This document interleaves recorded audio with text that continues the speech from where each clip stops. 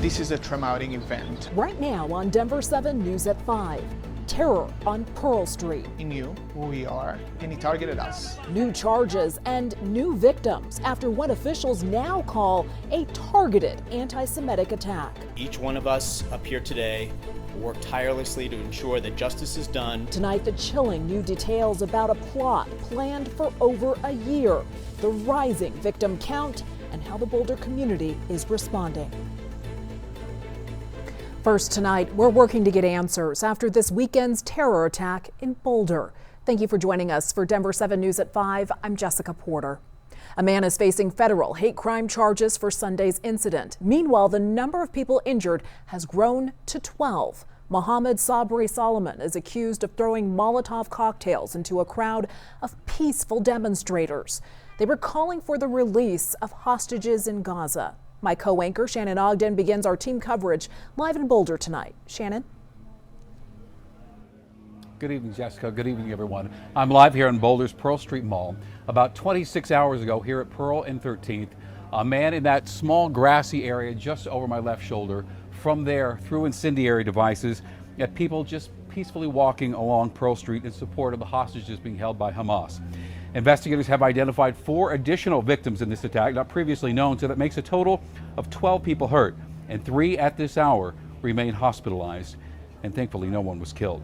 Well, today investigators revealed that 16 more unused firebombs were within arm's reach of Solomon when he was arrested.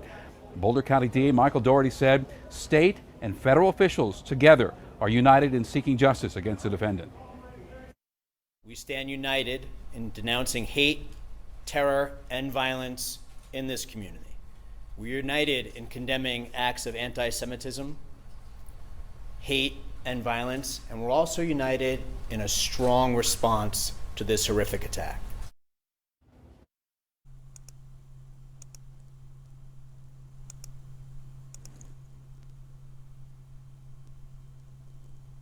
For the first court appearance today. Natalie, he's not just facing state charges here in Boulder, but as we've learned, he's facing federal charges as well.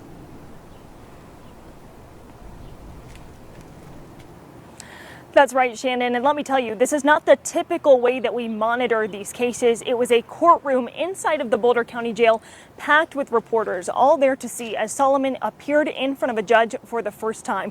Now, I can tell you not much came out of this court hearing today, no changes to that bond. Solomon is still being held on a $10 million cash-only bond.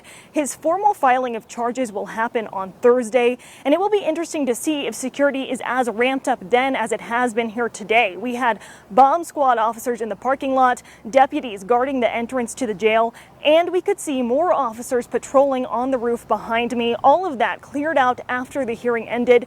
Now, this appearance was for those local charges. Those include 6 felony counts he's facing. He's accused of attempted first-degree murder, first-degree assault, and possession of an incendiary device. But we also know that he is facing that federal hate crime charge, Shannon. Court documents released today reveal Solomon told investigators he would do this attack again. It claims he had been planning this attack for a year. He reportedly told them he wanted to kill all Zionist people and wanted them to stop taking over Palestine.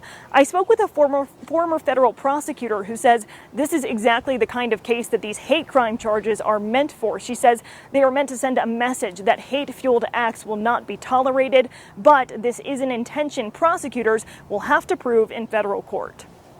In hate crimes, it is often the case that it is very easy to prove the injury, here the bodily injury, on the basis of a perceived characteristic, the ability to freely exercise one's religion. It's always harder than to think about what is in the heart and mind of the person who is alleged to have committed that conduct.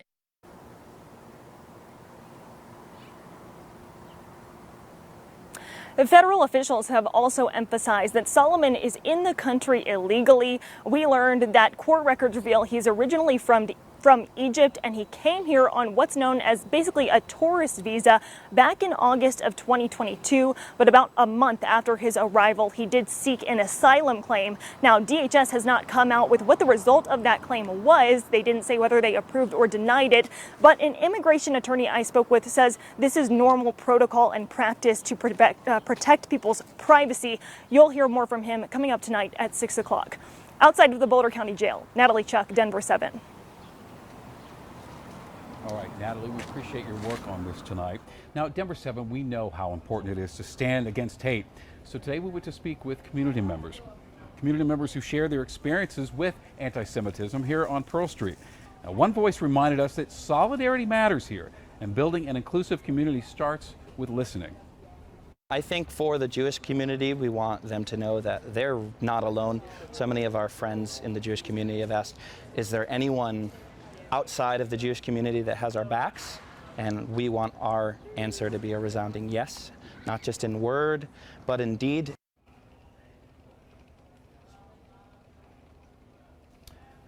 Denver 7's Daniel Kreuter joins us live now in our coverage at CU Anschutz with an update on the victims.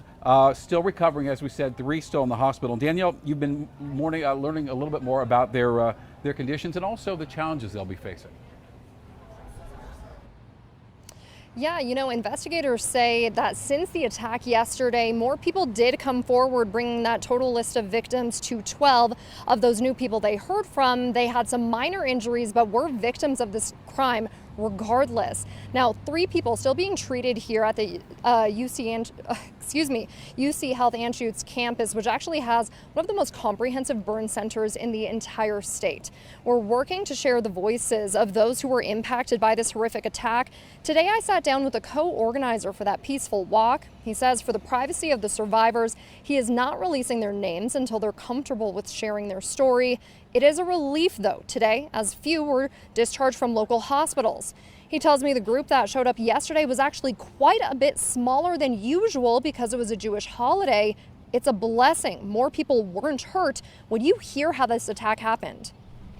We were ready to take a picture and read the names of the hostages, and then the Molotov cocktail has been thrown at us under the legs of the people, so the flames just went up, catch their clothes.